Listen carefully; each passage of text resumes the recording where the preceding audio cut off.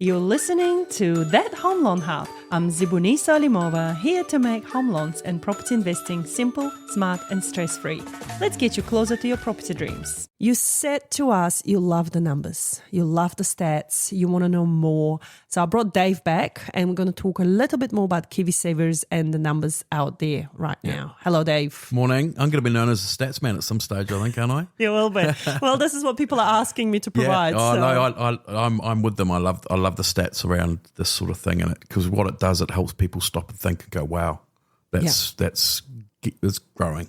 Yeah. Yeah. So what's the state of the nation? So at the moment, we're talking KiwiSaver here. At the moment, we've got 3.4 million Kiwis invested in KiwiSaver. 3.4 million Kiwis. 3.4 million Kiwis invested in KiwiSaver. What's the population of New I Zealand think right we're now? about 5 and low 5s now, aren't we? That's I not think. bad. Yeah. So it's pretty good if you think about the kids and the retirees. Okay. If you take them off, it's pretty close to having most working people, which is a good start if it becomes compulsory. Mm-hmm. So, we're getting there with the numbers for sure. Okay.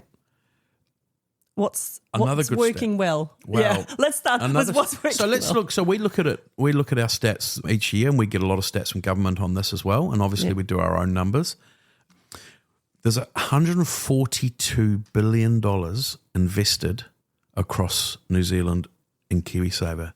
This is up 10.5% from last year. So that's important to note that this includes contributions and investment movement and so forth. But that is a lot of money that's going back into New Zealand, which is great. And this is one of the things, and I'll use Australia as an example. There's billions and billions of dollars invested in Australia. And what that does, it goes back into Australian business, back into Australian economy, which is really good for that economy. So we're getting there. It's great to see. Well, they've done fantastic with their KiwiSaver, haven't they? I mean, Yep. we're miles behind them. Yeah. Miles behind. I think their contributions are 12%. Yep, And Correct. we're sitting at 3.5%. we are. So we definitely have a lot of work to do in that We industry. do. And government, I think both governments, or any government that gets in, will be looking at KiwiSaver and increasing that and making it possibly compulsory at some stage. Yeah. Yeah. Okay. What else is working well? So the average balance for people, and I think I've mentioned this before, is up 9.5%, up to about $40,000 now. Yeah. Now that's in the 10 years that I've been working with Booster, that's gone up from about $15,000 to the average balance. We received some research not long ago from the States, which talked about when do people start taking money seriously, and $30,000 is that sort of figure where people start to go, oh, actually, I need to make sure I'm getting the most out of this now. Yeah. Yeah. Interesting, because again, I guess over the last 10 years, they've been contributing, the salary's been going up, the contributions have been going up as well. Yeah. And now a lot of them are at a point where they go, oh, I've got enough to borrow for my first home. Yeah, correct. Because that's pretty much what we see, a lot of balances when people come to us and when they put it together with another peer. So they usually would have 10% for an 800K house. Yeah, and I think we talked about that last time. The average balance at the moment for someone withdrawing for the KiwiSaver is $42,000. Yeah. Which is great. And we talked in one of our other podcasts about getting kids started early. Yeah. Let's give them a start. So that withdrawal could end up being $70,000, $80,000. So, it's definitely worth thinking about. Okay. So another stat, and this is one of the ones that blows my mind, even looking at our ones as well, is people's contributions. So that's people putting money into their own KiwiSaver for their own retirement or their first home is $12.2 billion per year. That's $1 billion per year that goes into the KiwiSaver across New Zealand for people to help into their retirement and first home. Wow. That's significant. That's a isn't lot. it? Yeah. So it's pretty significant. It's definitely worth taking into account. And you and I talked about people that are self-employed previously. Have a look at how this goes up each year. And I definitely encourage self-employed people to just think about starting to put some money into that was going to be my question. What's not working well? I guess what's not working well in my head is that there are a lot of self-employed people that are not contributing, that are on the struggle street or not even seeing KiwiSaver as something that will benefit them in the future. Yeah. Because all they see right now is work. Yeah. We have to work hard. We have to get through the job. Yeah. Especially tradies. Yeah. I feel like a lot of them are on the back foot. Yeah. So I definitely think there's a lot of work to do there. Yeah, and I agree. Hopefully with government support or something. Yeah. Yeah, because it's a safety net. Yeah, right? well, that's what I was... It's a safety net. People love to put money into their own businesses, and people love their own businesses, and I get that because they're passionate, and that's what's going to make their business work.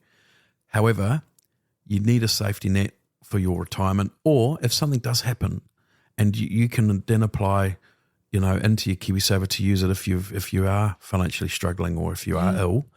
It's a nice safety net, which at $20 a week is going to make a difference over 30 years. And again, I think we did an episode quite some time ago about the KiwiSaver hardships applications and how they've been on the rise over the last few years. Yeah. So, I guess that's to the point where, think of it as something you don't want to touch, hopefully until retirement, but it's something that you can fall back on if you need to. Yeah.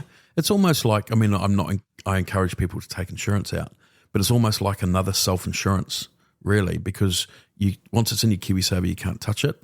And it is there for you to use or to apply if you are struggling, but it's there for you to use in your retirement. And if something does happen with your business or when you sell your business, you might retire a bit earlier, but you've still got your KiwiSaver there. It's never going to change. I had an interesting conversation with someone the other day. They said to me they don't believe in property at all, and all they do is just investments. Yeah.